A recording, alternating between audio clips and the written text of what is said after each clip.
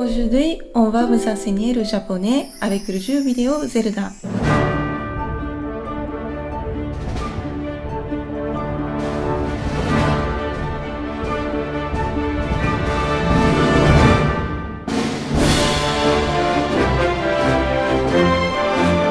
Si vous avez toujours rêvé de jouer à Zelda dans sa version originale, c'est-à-dire en langue japonaise, alors cette vidéo est faite pour vous.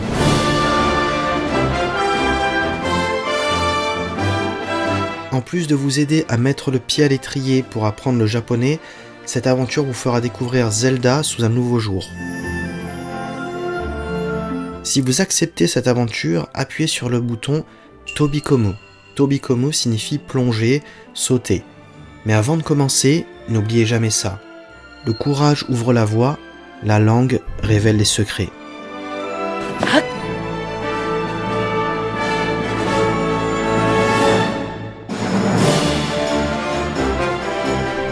Commençons d'abord avec le vocabulaire de Link.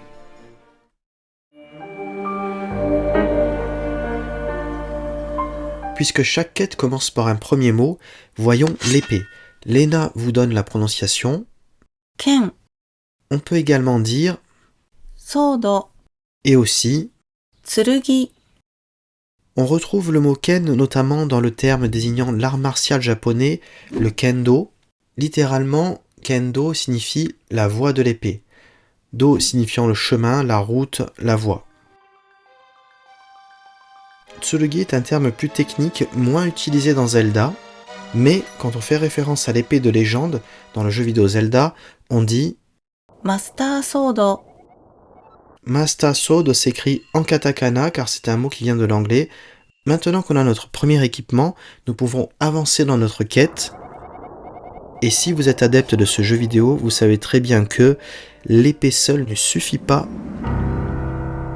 pour vaincre le mal. Master Soda.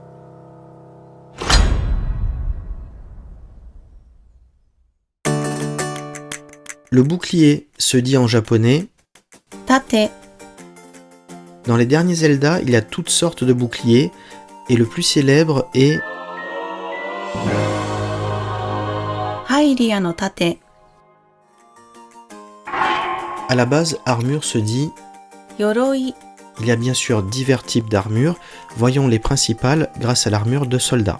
Ici, on a le descriptif en japonais. En dessous, nous mettons les romaji pour que même les non-initiés puissent dire. Hylia hei no kabuto, Hylia veut dire ilien. Ensuite, hei fait référence aux soldats. Et le dernier mot, kabuto, qu'on traduit par casque. C'est en fait un casque traditionnel japonais ou bien militaire. Hylia hei no suneate, Suneate signifie jambière. En fait, sune tout seul se traduit par tibia. Et enfin, Hylia hei no yoroi, ici on a le terme générique pour l'armure qui est yoroi. Yoroi est également utilisé pour désigner la partie protégeant le tronc du soldat. Bombe se dit en japonais. Bakudan, Suivant l'épisode, on le retrouve écrit en kanji avec les furigana comme ceci, ou bien écrit en katakana comme ici. Normalement, on utilise les katakana pour écrire les mots d'origine étrangère. Pourtant, bakudan est bel et bien un mot japonais. En réalité, les katakana ont une autre utilité. On peut les employer pour écrire les noms d'animaux, les termes botaniques, et aussi retranscrire les lectures en onyomi, sinon japonaise, d'un kanji. Et la lecture des kanji de bakudan est bien une lecture onyomi.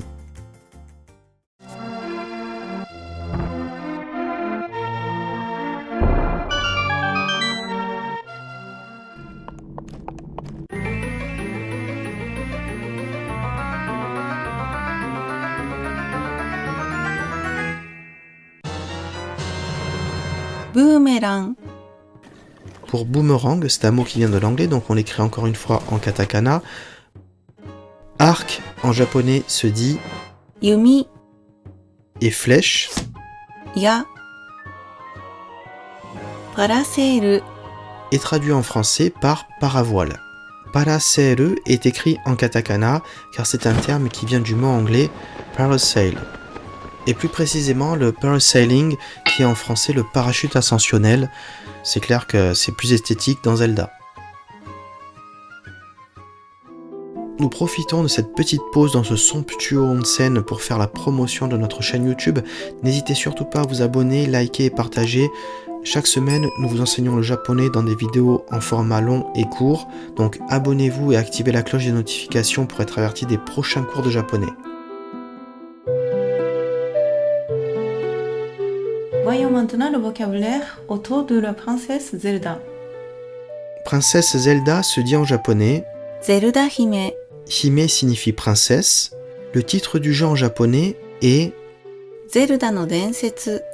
qui signifie la légende de Zelda. Densetsu veut dire légende.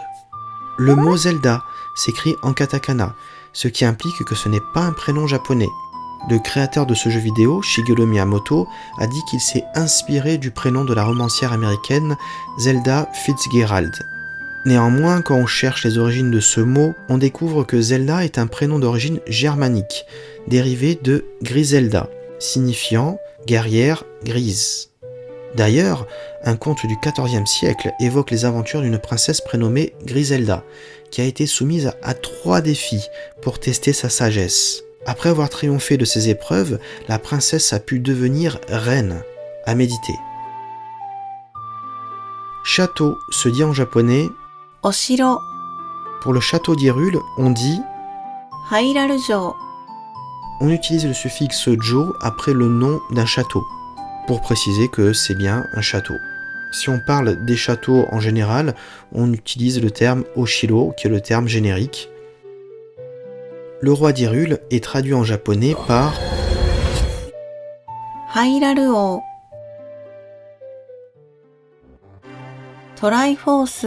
Saviez-vous que le symbole de la Triforce s'inspire d'un ancien blason japonais? On l'appelle Mitsu Roko, qui est traduit en français par 3 écailles. C'était l'emblème du puissant clan Hojo pendant l'époque des samouraïs.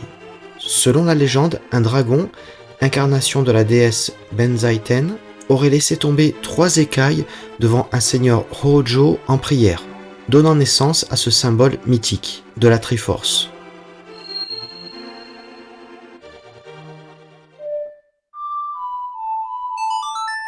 Toki no ocarina. Yosei. Heart no kakera.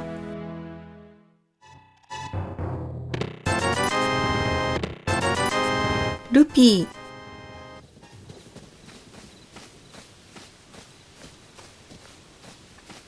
Cheval en japonais se dit Uma. Maintenant que nous avons notre monture, partons explorer les contrées fascinantes du royaume d'Hyrule. Ok, faisons une petite balade dans le monde de Zelda. Umayado. Commençons par le relais. Comme on l'a vu précédemment, Uma signifie cheval, et Yado veut dire auberge. On peut aussi traduire Yado par hôtel, mais bon, pour hôtel on préfère de nos jours le mot plus occidental, hoteru. Donc littéralement, on peut traduire Umayado par l'auberge des chevaux, ou bien pour enjoliver un peu, relais équestre. Mais plus sérieusement, c'est un terme qui remonte au Japon féodal. Les Umayado étaient des lieux où les voyageurs pouvaient se reposer avec leur monture et également se restaurer. Kakariko-mura. Et le paisible village Kokoriko. Mura signifie village. Kakariko n'est pas l'équivalent du chant du coq en japonais. C'est vrai que kaka, ça a une connotation moins intéressante en langue française, d'où la modification. Toutefois, le terme du chant du coq Kokoriko existe en japonais et se dit Kokekoko. La traduction de sanctuaire est Hokora. Partons à présent à la rencontre des peuples d'Hyrule, les Piaf, Ritozoku. les Zora, Zorazoku. les Gorons, Goronzoku. les Gerudo. Gerudozoku.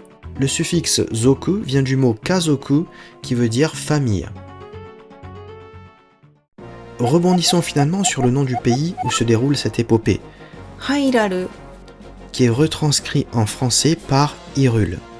A ce jour, Shigeru Miyamoto, le créateur du jeu, n'a jamais révélé l'origine exacte de ce nom mystérieux. Mais, en creusant un peu, dans les profondeurs des katakana, une coïncidence étrange surgit. Cette contrée existe bel et bien ailleurs, non pas dans une œuvre de fiction, mais sur une carte du monde réel. Hairaru est un district reculé, niché au nord de la Chine, ici.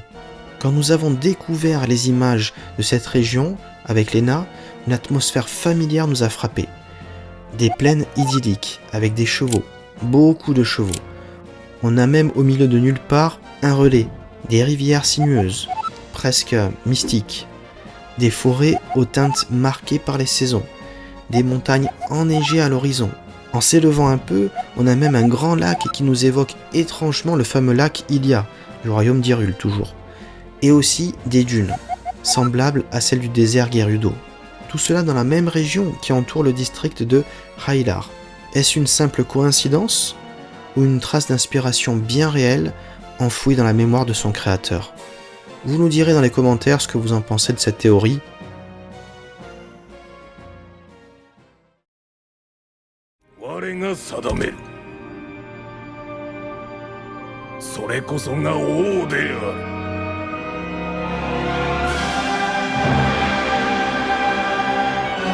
Mais que serait-ce le jeu vidéo Zelda sans le grand méchant, sans l'incarnation du mal absolu?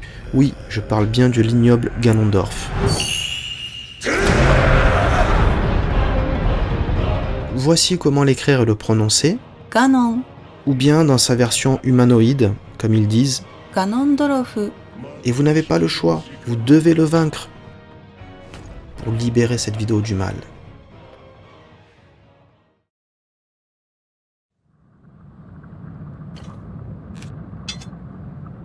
Et nous pensons que vous l'avez bien compris, le véritable trésor de Zelda, c'est la langue qui le raconte.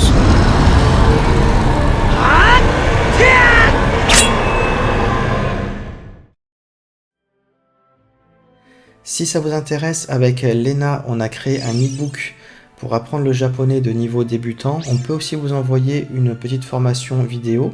Alors pour recevoir l'e-book et la formation vidéo, en description de la vidéo, il y a un lien. C'est le premier lien. Vous cliquez dessus et on vous envoie l'e-book et la formation vidéo par email. Merci de votre attention. Merci beaucoup d'être resté jusqu'à la fin de cette vidéo. Nous, sur cette chaîne, chaque semaine, on sort de nouvelles vidéos pour vous enseigner la langue japonaise. Donc si vous êtes intéressé, abonnez-vous. Arigatou gozaimasu. Matane.